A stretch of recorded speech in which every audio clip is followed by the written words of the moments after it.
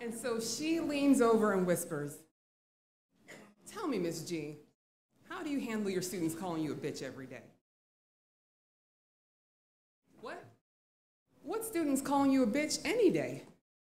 I may have only been teaching for 6 years, but my students have never called me a bitch. And the way she said it was like teachers are being called bitches every day, everywhere.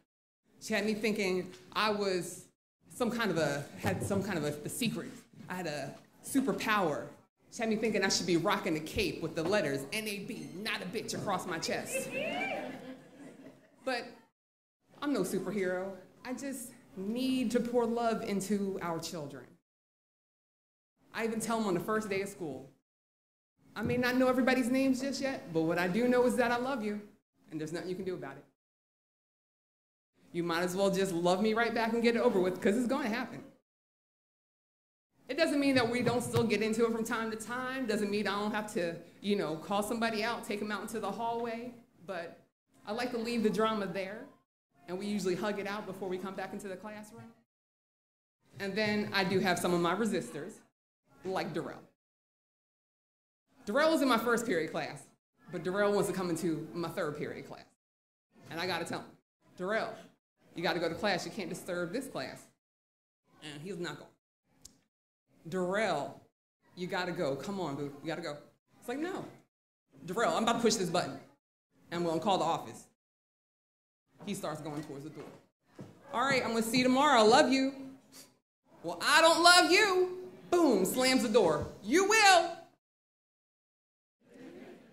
Because I need to pour love into our children. The facts are that some of them don't have any kind of love being poured into them at home. I just took a whole bunch of kids to Philly last month, and one of the 6th graders, smallest kid, biggest mouth. He's dropping F-bombs like he is drawing breath. I gotta say, hey, you gotta chill out with all this language. Come on, be more respectful. I mean, at least around me, I'm a lady. I'm somebody's mother. He looks at me with all the innocence in his eyes, and he says, my mother talks like that to me all the time. So every time I think I heard it all, somebody tops it. I mean, the concept of love should be universal, right? I'm thinking everybody should know it. My 8th graders have the assignment, if an alien were to land on Earth, on the planet, how would you describe love to them? Great topic. I don't know. I ain't never felt love. I don't know what love is. The rest of the class, like, right. Like, you never felt any love, not from your mother, not from your father. Nope. But it also makes me think that I taught Hamlet for 5 years. The play, not the dude. And my way of trying to connect conflict or teach my students about conflict is to, give them a connection to Hamlet. Can you imagine? His father just died, and now his mother and his uncle daddy are trying to convince him that he's just got to get over it.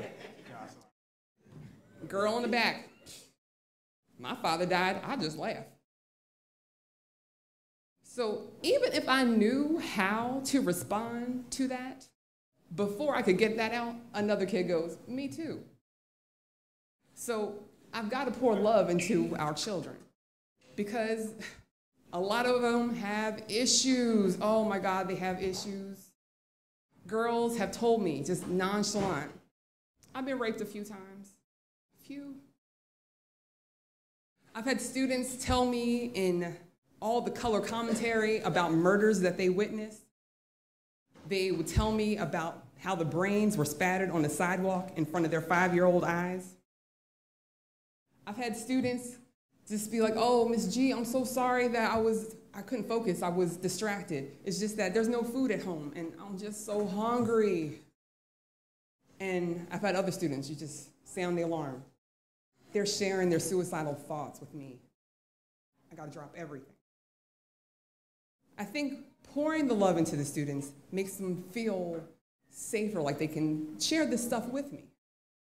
I had a student who just, always very, very jittery, would come in and have a hard time sitting down, popping up and out of the chair. And on top of that, he loved to laugh. So he was either cracking jokes on the classmate or just finding something else to laugh at if somebody else wasn't funny enough. And so one day he comes into class and he just sits down. Red flag number one. We were in class for almost an hour. He didn't bust on a single classmate. He didn't crack a single smile. Red flag number two. So I'm making my rounds. I get around to his desk. I knock. You good? He nodded, and I'm just like kind of walking back. Okay. But at the end of class, he lingers behind. So he comes up and he's just standing there for a second. You can tell when I'm off, can't you? I was like, yes. But what he was saying is, somebody sees me, saw me. And I wish I could say that he was my star pupil after that exchange and that he was getting A+ all the time, but I can't.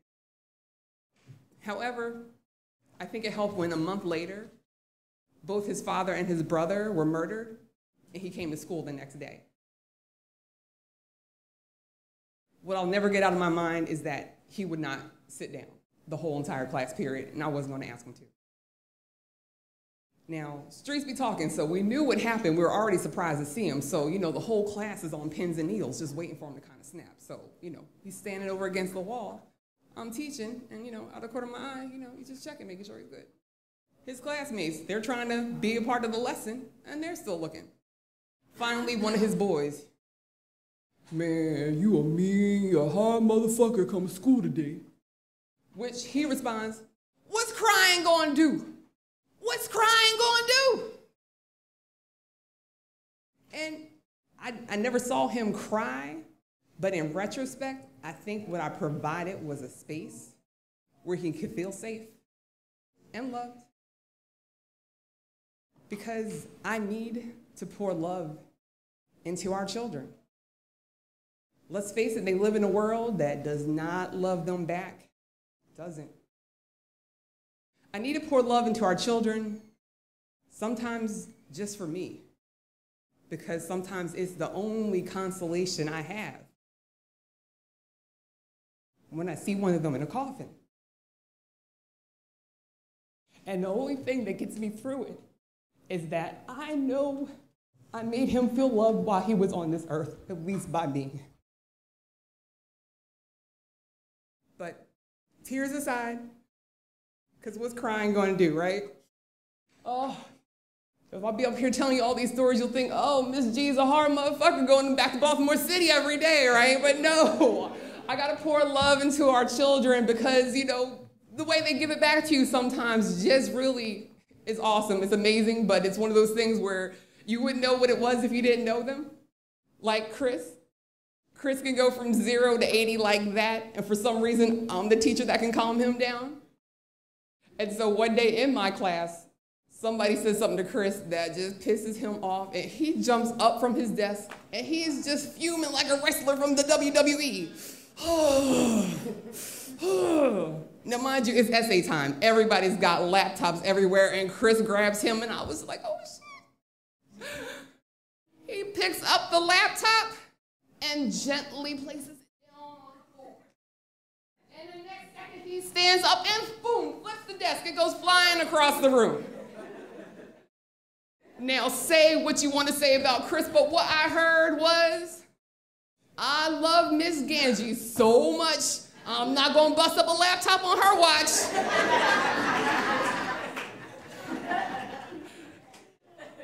And then a few weeks ago, there's Rashid. Now, Rashid's another one that just can't stop cussing, And so our school's a restorative practice school. So I'm trying to use my love talk and my effective statements. So I tell him, Rashid, when you use so much profanity in my classroom, it makes me feel that you don't love me as much as I love you. You know I love you, Miss Ganges, but Martise needs to shut the fudge up. So I tell you, oh, they crack me up. I tell you, I don't know what I would do if my students were calling me a bitch every day. I don't know, because I have the opposite. Because remember Darrell? Darrell's schedule was changed. He's not my first period class anymore, but he still pops up in my third period class from time to time. And I got to tell him, Darrell, Darrell, you got to go to class. You got to go to class. I'm going. All right, you know I love you. I love you more.